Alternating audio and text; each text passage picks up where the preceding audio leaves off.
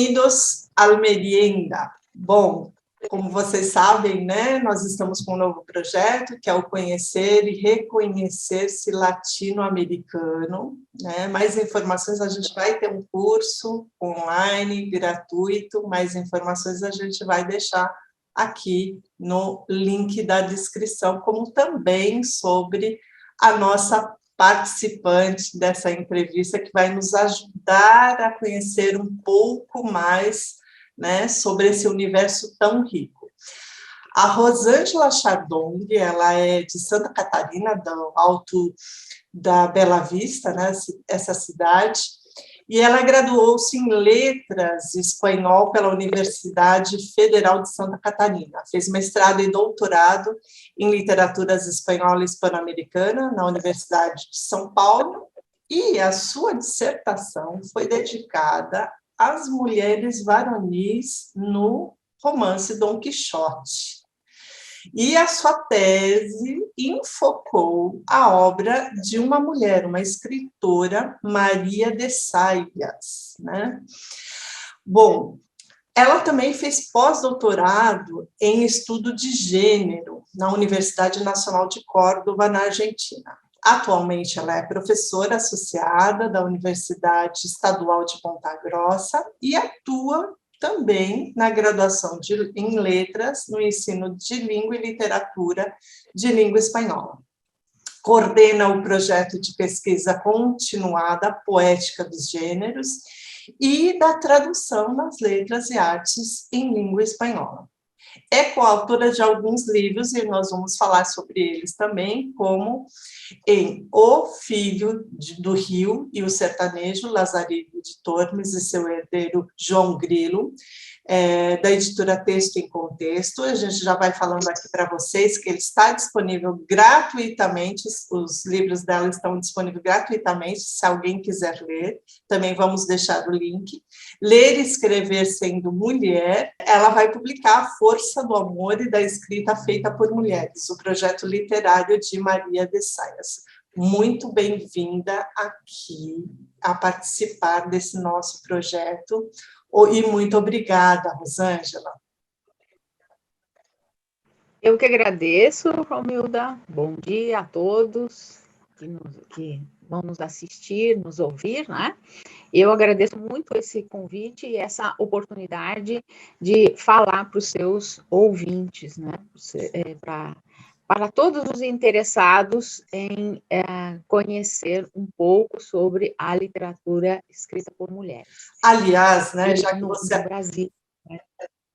Desculpe. Aliás, como você é uma grande conhecedora, vamos começar por aí, né? Vamos esclarecer o que é uma literatura escrita por mulheres e por que a necessidade de estudar literatura escrita por mulheres e não escrita por homens, né? Vamos lá, então, Rosângela. Esse conceito da literatura escrita por mulheres, ele se formulou com mais clareza no século XXI.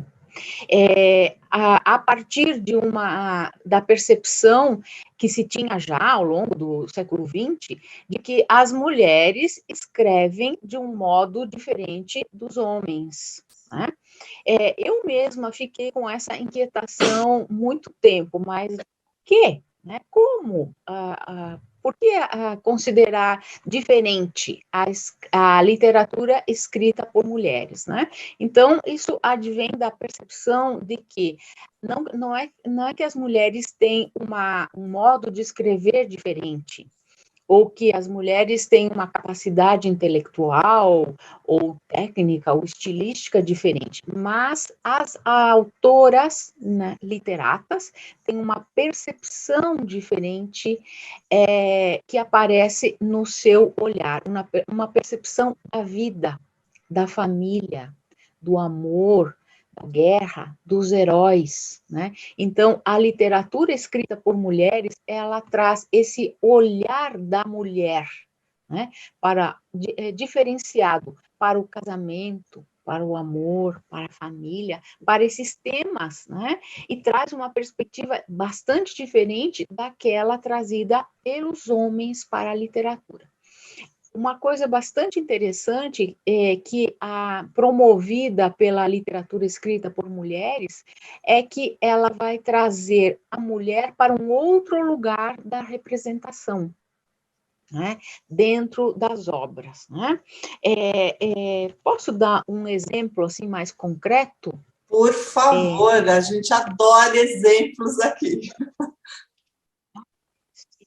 Então, assim, eu escolhi dentro do campo dos meus estudos, mas eu acho que muita gente vai poder entender bem também, né? Quem inaugura nas letras ibéricas o gênero conto é o Miguel de Cervantes com as novelas amorosas, as novelas exemplares, né? Em 1613, ele cria o gênero novela corta espanhola, né? Que hoje a gente trata como conto. E nessa coletânea de contos, ele traz 12 contos, nos quais 4 têm um título com um nome masculino, como, por exemplo, El Licenciado Vidriera. E 5 deles, no título, tem um nome de mulher, como a Senhora Cornélia. Então, a gente supõe que nos contos que tem a mulher como título, ela vai ser a protagonista, ela vai ser a personagem principal. Só que não é o que acontece. Dos 12 contos, 9 têm protagonismo masculino, né?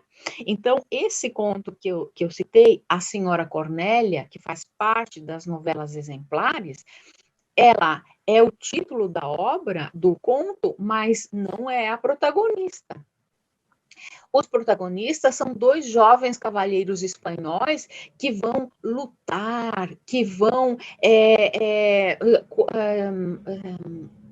aparecer com evidência ao longo de toda a trama, tentando resolver o problema de honra da senhora Cornélia, né? Então, ela é o problema e eles são a solução. Termina o conto, o leitor está admirando a inteligência, o caráter, a benevolência, o heroísmo dos personagens masculinos e não da senhora Cornélia, certo? Então, o que a Maria de Saias, que é uma das raras mulheres que escreve no século de ouro espanhol, no século XVII, o que ela vai fazer nas suas coletâneas de contos? As novelas amorosas exemplares, que são publicadas em 1637. Ela vai alterar o cânone. Ela usa muitos dos elementos, personagens, tramas escritas por outros autores e reescreve, colocando a mulher como protagonista, né? Só que então, nos contos das novelas amorosas exemplares, sempre são as mulheres as protagonistas. O autor termina a leitura admirando a inteligência, a prudência, a sensatez, né, da mulher, que é colocada em primeiro plano, né? Então, as autoras mulheres colocam as mulheres em evidência, resgatam a mulher do segundo plano da ação e a colocam no primeiro plano, né? Isso que a Maria de Saias fez no século XVII é o que já fizeram antes algumas mulheres europeias e é o que vão fazer posteriormente no século XX, no século XXI, as autoras ligadas ao feminismo. Muito então, bem. Rosângela, deixa eu só fazer um parênteses aqui, você me desculpe, né? É porque você está falando, isso está muito interessante, porque muitas vezes tem a ver com os valores masculinos essa literatura, né? E não se utiliza um valor humano, né? Olha, vamos ver como é a humanidade. Sim, esse valor, porque era o valor também da sociedade da época. E não se dava voz a essas mulheres, né? Ao pensamento que tinha essas mulheres na sociedade, é o que vai fazer a Maria de Saias, que é um objeto do seu estudo, né? É muito interessante isso, porque muito ao longo da história as mulheres são silenciadas. Nós temos uma visão muito masculina dessas mulheres na sociedade, né? E muito dessa literatura, também da sua escrita, é passado sobre o jugo desses homens. Mas durante todo esse contexto, você está falando também da literatura e de um marco muito específico, que é quando surge o conto, né? Novela, tá? A gente conversou aqui com a Célia, que falou sobre isso também, né? E tem esses daí, esses 12 feito pelo Cervantes, e depois, né, 20 anos depois, é publicado pela Maria de Saias, que viu nesse contexto, olha, é curto, chegará a mais pessoas, né? Porque precisa de menos fôlego de leitura, né? E é muito interessante porque ela vai tecendo todo um universo para tratar das, digamos que, de todas as questões femininas, né? Mas também tem um gênero trabalhado nessa época, que é a literatura picaresca, que você também acabou orientando, né? Um trabalho nesse... O que tem a ver a picaresca também, o pícaro, nessa ideia, né? Desse personagem que é mais voltado para a comédia, mas junto também com o drama, porque o drama é quando surge o drama também, né? Tem a ver com a escrita das mulheres.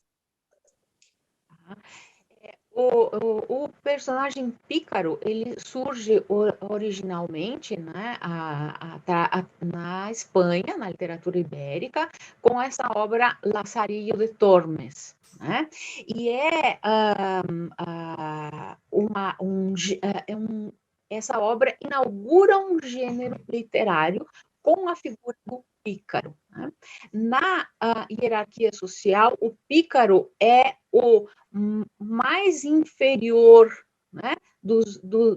Está na classe social a mais inferior, né? O mais pobre entre os pobres.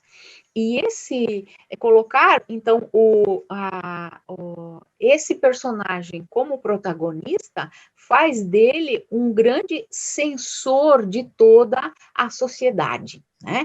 Ele vai viajando, se deslocando constantemente, buscando melhorar de vida, e vai fazendo uma exposição dos males da sociedade, né? Da hipocrisia, da falsidade, vai revelando na literatura, né, e denunciando todas as mazelas sociais. Esse é um contraponto, então, ao romance, à literatura considerada de alto nível, como eram os romances de cavalaria, né? Ou essas tramas que envolvem personagens das classes sociais mais elevadas, né? As damas da corte, os cavaleiros, os militares, os duques, os condes, né? Os nobres, de uma forma geral. Sim.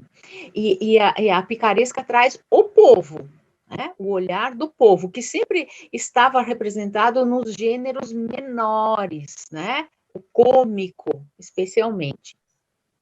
E o pícaro traz essa, como você disse, essa comicidade junto com a sátira, né? O olhar crítico para a sociedade. Logo, então, a partir de meados do século XVI, o Lazarillo de Tormes se torna uma grande moda, um boom literário, e que vai se multiplicando e se alterando, né? E, então, surgem autores que vão difundir esse gênero que caiu no gosto do povo através do olhar de uma mulher pícara, né? É assim que surge La Pícara Justina, que é a primeira mulher pícara, né? E La Pícara Justina, e assim vão surgindo muitas outras, se torna uma moda literária, as obras protagonizadas por uma mulher com um título feminino, como La Pícara Justina, Flora la Mal Sabidilla, La Hija de Celestina e outras tantas, né? Que representam essa mulher protagonista como a mulher do povo, muitas vezes prostituta, que tem todos os defeitos de caráter, né? Circula por todos os ambientes, aplica golpes, usa a inteligência com muita astúcia para aplicar golpes, né? E assim fazer a denúncia da sociedade.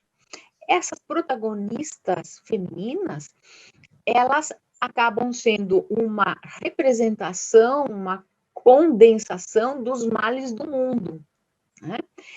Elas são a porta-voz da sátira, mas são também as protagonistas desses males sociais, né? Essa é uma literatura, então, que cai...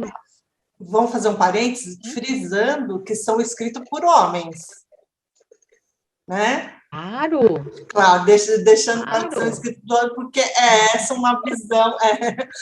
Vamos colocar aqui, ó, estamos falando agora que a Picaresca é escrita por homens. E tem também uma questão, você falou assim, que uma dessas obras, inclusive, retoma a outra anterior, que é a Celestina. E Celestina é um vocabulário que está presente no espanhol até hoje, né? Ela é uma Celestina.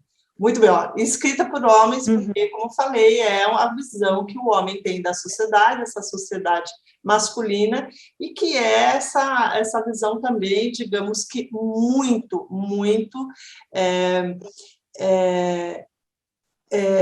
de colocar a mulher numa condição e numa visão muito própria, sem qualificar mais, né? Que você está falando aí, né? Desse lugar, né? Bastante despectivo, né? Da mulher. Vamos lá, escrito por homens. Exatamente. Sempre, né? A gente colocou a Maria Salles aí como uma exceção, né? Exatamente, ela está mais lá na frente. Essas obras, então, o Lazarillo de Tormes surge em 1550, mais ou menos. Essa moda da literatura apicarada, digamos assim, ela se desenvolve na segunda metade, né, 1500, 1600, os primeiros anos, né, do 1600.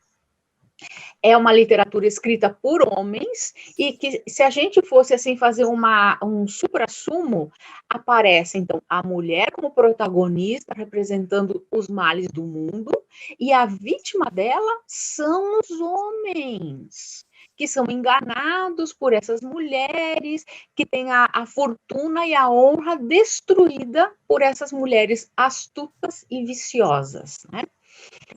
E então isso se prolifera tanto no conto, no romance, em vários gêneros, né, e também no teatro.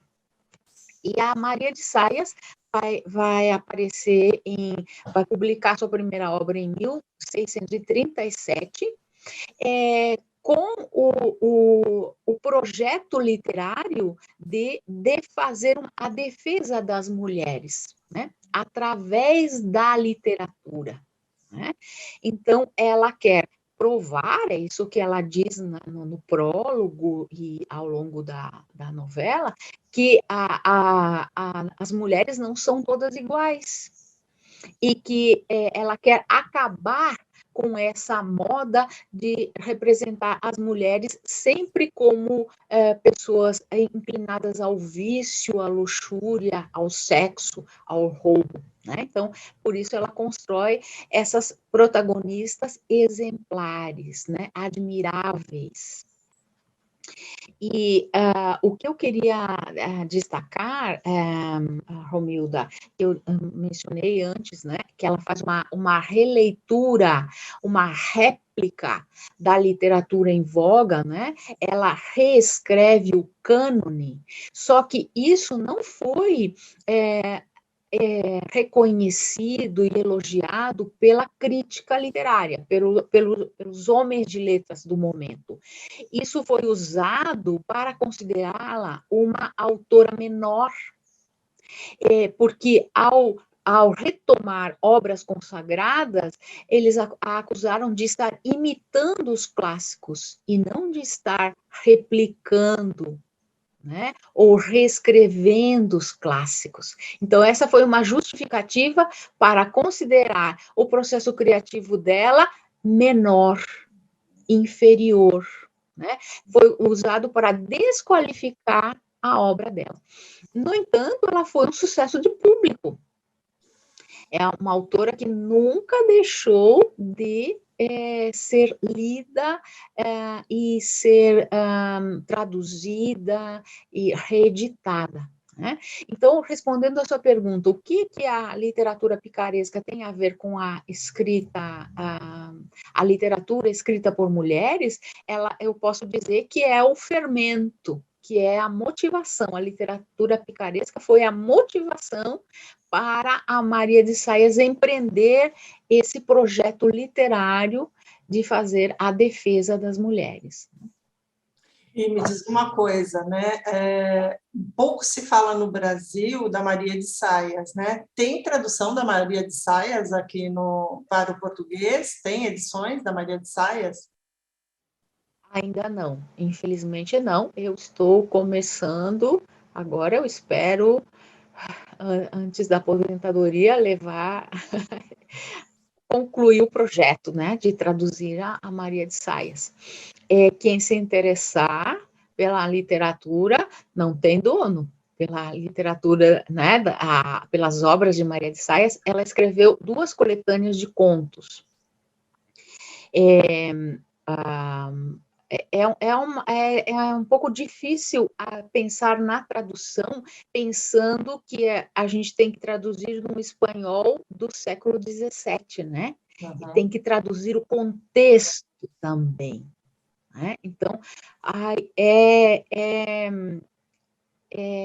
é difícil, mas é prazeroso e é uma forma de revitalizar a literatura da Maria de Saias que se mantém sumamente atual, né? Por todas essas inquietações, por todas essas propostas, por todas essas interrogações que ela nos faz. Perfeito. Na sua obra. É muito interessante o que você está falando, e isso que nós estamos chamando a atenção aqui de quem nos tá vendo, né, e ouvindo, porque o que acontece aqui, você está falando, ela é muito atual, ou seja, essa questão da mulher na sociedade, que trata de, olha, vamos lançar um olhar sobre a mulher, mas um olhar desde a perspectiva da voz dessa mulher, que é sempre silenciada ou colocado num lugar específico, como formando um imaginário feminino muito deturpado ao longo da história. Não é isso mesmo? E isso, desde sempre, continua havendo essa literatura, e isso continua no imaginário, né, coletivo, né, ocidental, de que a mulher é o mal do mundo. Né? E agora se está lançando justamente essa visão, vamos estudar a literatura escrita por mulheres, porque vamos dar voz a essas mulheres que são silenciadas ou são colocadas nesse lugar muito específico dessa visão masculina, né? Então, vamos lá, vamos caminhando nisso daí, porque você está falando, e aqui na América, ou na atualidade, continua havendo, né, porque é objeto do seu estudo, né, continua havendo esse tipo de preocupação na escrita feminina? Sim, sim. Eu acho que é interessante comentar, é muito maior o número de homens autores de publicações do que mulheres. Ainda é muito maior o número de publicações masculinas do que femininas. Ou seja, que ainda é o homem que continua moldando esse coletivo, essa imagem, né, que eles têm específica do mundo, e não há um equilíbrio em imagens, né? Exatamente. De que o que os homens escrevem é mais confiável, é melhor, né? Do que tendo 2 textos, um escrito por um homem, um escrito por uma mulher, a maioria do público leitor prefere ler o homem. esse imaginário de que o homem é mais inteligente, culto, né, merecedor dos créditos da verdade. Ele prevalece, e isso vem lá da Idade Média, conforme você está falando, né? Ele continua aí prevalecendo. Antes da Idade Média, vem da antiguidade greco-latina, vem de antes de Cristo. Sim, né? Lá começa a civilização, né? Na antiguidade greco-romana, começa o controle da escrita, da leitura feminina, da educação das mulheres, né? Com leis que decretam que a mulher deve ficar subordinada ao pai e ao marido, ao pai, ao irmão, ao marido, a uma autoridade masculina. É daí que surge o patriarcado, né? Que tanto se utiliza nos estudos feministas, né? Para fazer referência a essa tradição de colocar a autoridade e o respeito nos homens, né? Então, vem da antiguidade greco-latina as leis que mandam que a mulher deve se subordinar ao homem e a essa tradição de que as mulheres devem ter apenas uma noção de leitura e de escrita. E o argumento que se usava era para defender a honra da mulher, né? Para que a mulher não pudesse se corresponder com seus amantes. Né? Olha o nível que eles já estão colocando supostos amantes na vida da mulher, né? A menina deveria ter poucos conhecimentos de leitura e de escrita para evitar essa correspondência com os amantes, que através da escrita ela pudesse perverter, né, esse zelo da família sobre a sua honra.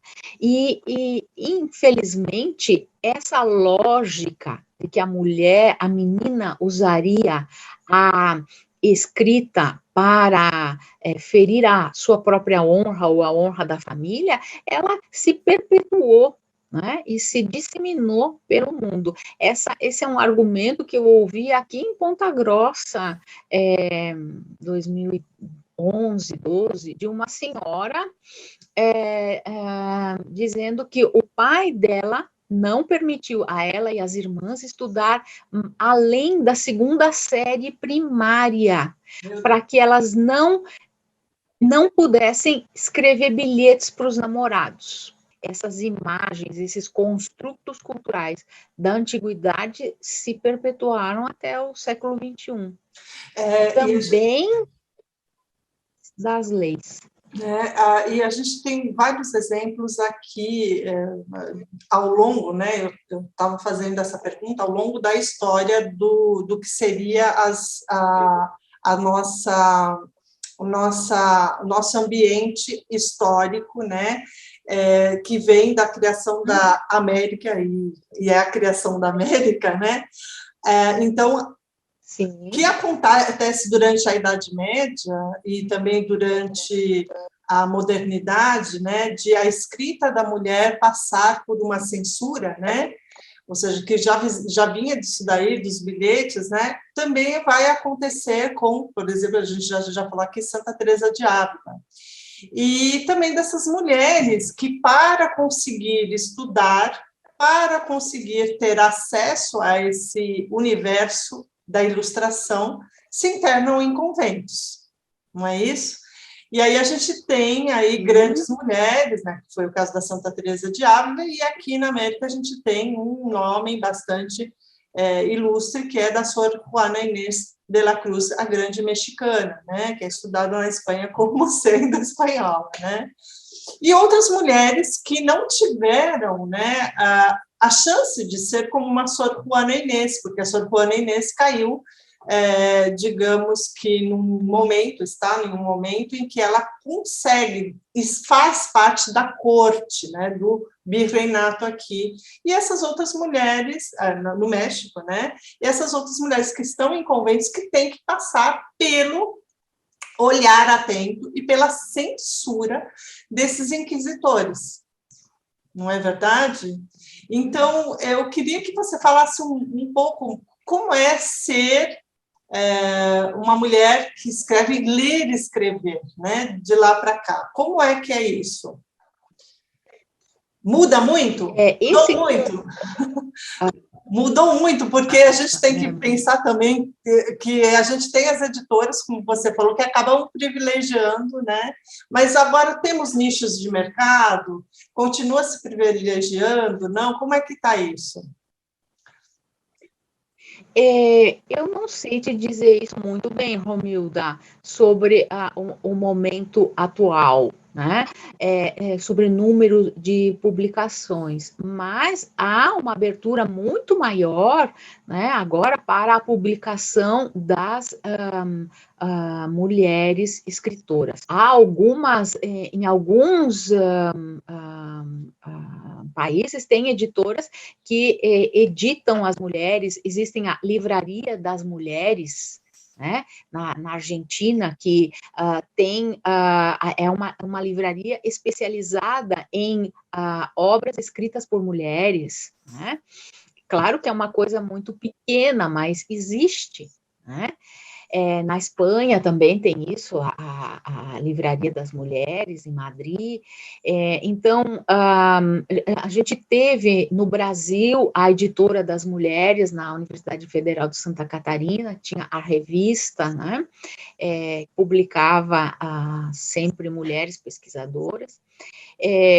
Existe esse espaço, né? Esse espaço, ele é crescente, mas ele também é móvel, né? E há um número muito maior, né, no século XXI, de mulheres que escrevem, que publicam, que são lidas, né? Não só, e aí vai se ampliando, quando se amplia o universo das mulheres que escrevem, se amplia também nas questões de gênero racial, né? Então, há no século XXI, conheceu e aplaudiu as mulheres negras, né? A literatura feminista escrita por mulheres negras, como a Conceição Evaristo, né? E tantas outras mulheres que compõem o coletivo Cadernos Negros, né? Então, em toda a América Latina há esse movimento favorável à difusão da literatura escrita por mulheres.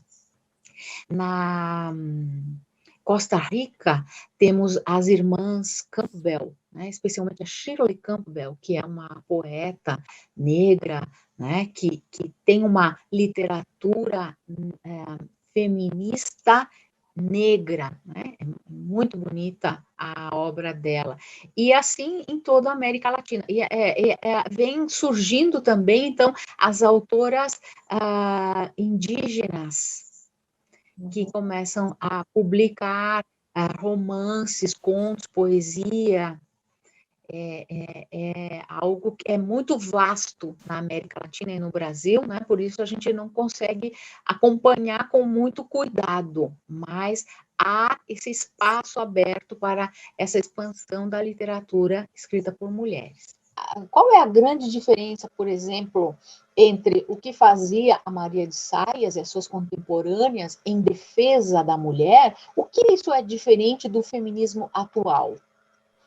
O feminismo do século XX e do século XXI.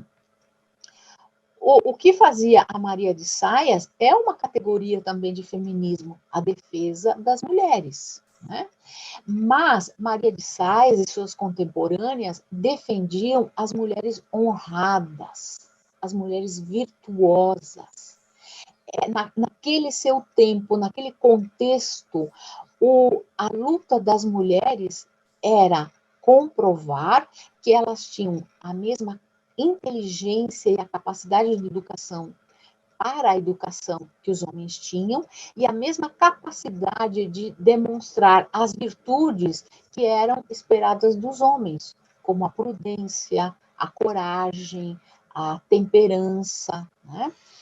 E o feminismo do final do século XX, não do começo, do final do século XX e do século XXI, defende as mulheres, todas as mulheres, não só as mulheres virtuosas, não só as mulheres brancas, mas também as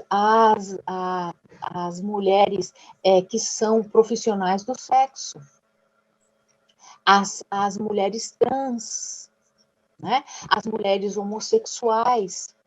Não defende mais apenas as demandas daquela mulher branca, culta, que quer ter os mesmos direitos dos homens brancos, cultos, urbanos. Então, os feminismos abarcam também os direitos das mulheres trabalhadoras do sexo, as mulheres trabalhadoras rurais, as mulheres trabalhadoras da pesca, né? São muitos os leques do feminismo, da luta pela valorização, pela dignidade de todas as mulheres. Isso é muito bonito. Muito bem. A gente poderia dizer, então, que defende, né, o lugar da mulher, né, e de como sendo um lugar de um cidadão qualquer, né? Então, todos nós somos cidadãos, independente do gênero, né, masculino, feminino ou qualquer outro desdobramento que seja possível entre esses gêneros, né? Então, olha, todo mundo é cidadão e temos que ser tratado como tais, né?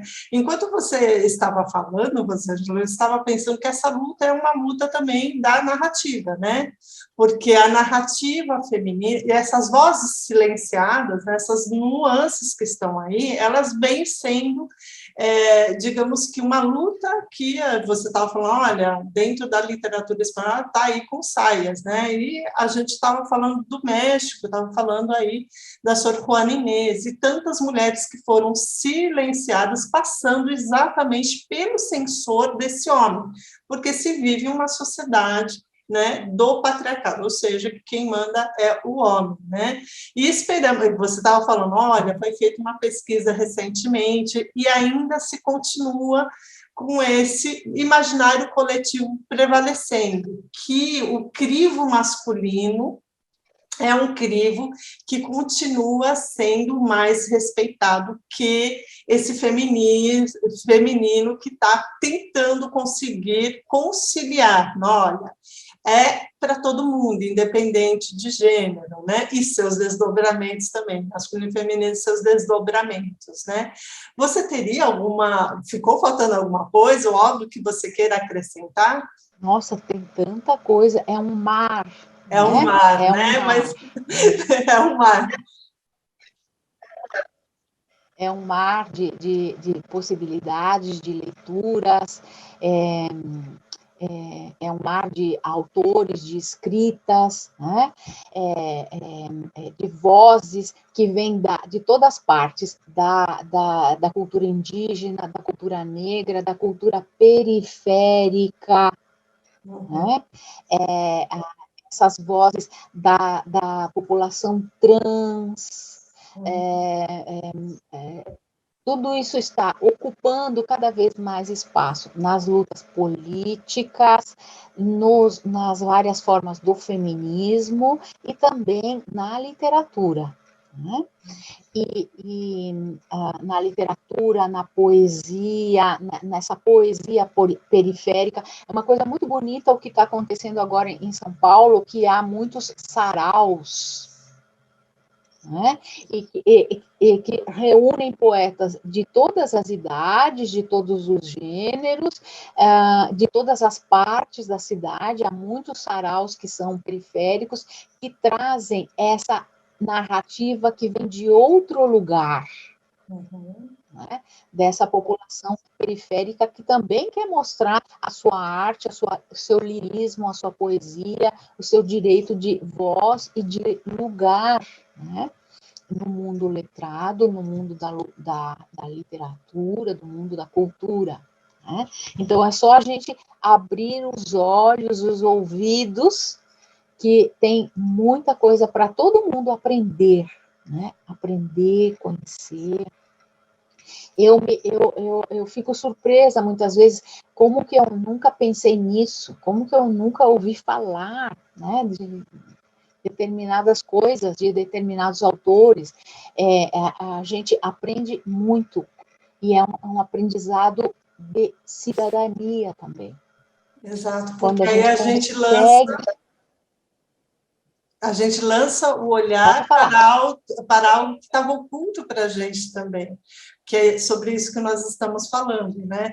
Que os silenciamentos que foram perpetrados ao longo da história acabam ocultando essas vozes, e no sentido comum para a gente é como se elas não existissem. Você estava falando dos saraus, os slams também, essa competição nas periferias, né?